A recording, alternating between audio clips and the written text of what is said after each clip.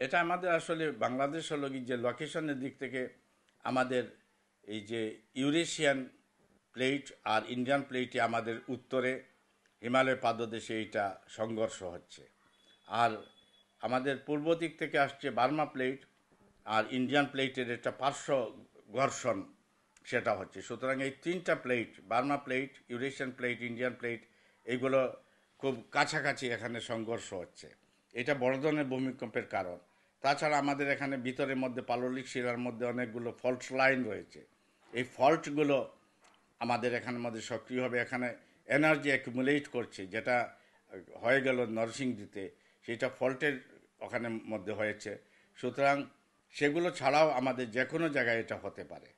যদিও এটা সিলেট, নর্থ বেঙ্গল, ময়মনসিং এবং চিটাগাং হিল টেক্স এরিয়ায় বেশি হওয়ার কথা, কিন্তু বি জোনের মধ্যে পড়লেও ঢাকাও এটার মধ্যে বেশ বিপজ্জনক অবস্থায় রয়েছে। আর ঢাকা বিশেষ করে স্ট্রাকচারগুলো বেশি হয়ে গেছে, লোকজন বেশি, ডেন্সলি পপুলেটেড, অপরিকল্পিত নগরায়ন, শিল্পায়ন হয়েছে। এগুলোর জন্য ক্ষয়ক্ষতির পরিমাণ, জীবনহানির সংখ্যা বেশি হওয়ার সম্ভাবনা রয়েছে। এই জন্য ভালনারেবল ঢাকা সিটি সবচেয়ে বেশি। নরসিংদী এখানে প্লেট না, প্লেট মার্জিন তো সারা বাংলাদেশে প্লেট মার্জিনে, কিন্তু নরসিংদী এটা হয়েছে ফল্ট লাইনের জন্য।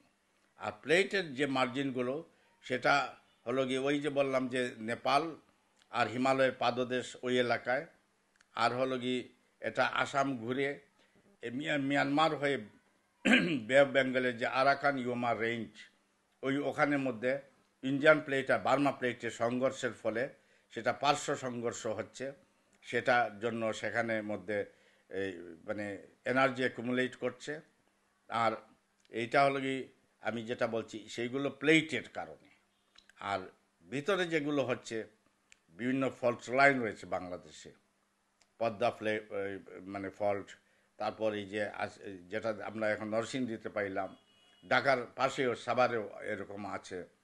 তো এইগুলো আমাদের টঙ্গী ফল্ট আছে। এইগুলোতে এনার্জি রিলিজ করেই এইগুলো কেঁপে ওঠে। তো এইগুলো মানে সাবসারফেস, এটা ডেপথ ছিল 10 কিলোমিটার, বর্তমানে আজকে যেটা হয়ে গেল সকালে। আর সেগুলো কত ডেপথে হচ্ছে, কোন এলাকায় হচ্ছে এবং কোন মাত্রায় হচ্ছে, আর তার চেয়েও বেশি হলো কি যে এখানের মধ্যে পপুলেশন স্ট্রাকচার বিল্ডিংগুলো কেমন। তো আমাদের এখানে তো আনফর্চুনেটলি সবগুলো ফ্রেজাইল, ইল প্ল্যান্ট, অপরিকল্পিত, এইগুলোর জন্য ক্ষয়ক্ষতি বেশি হয়ে থাকে।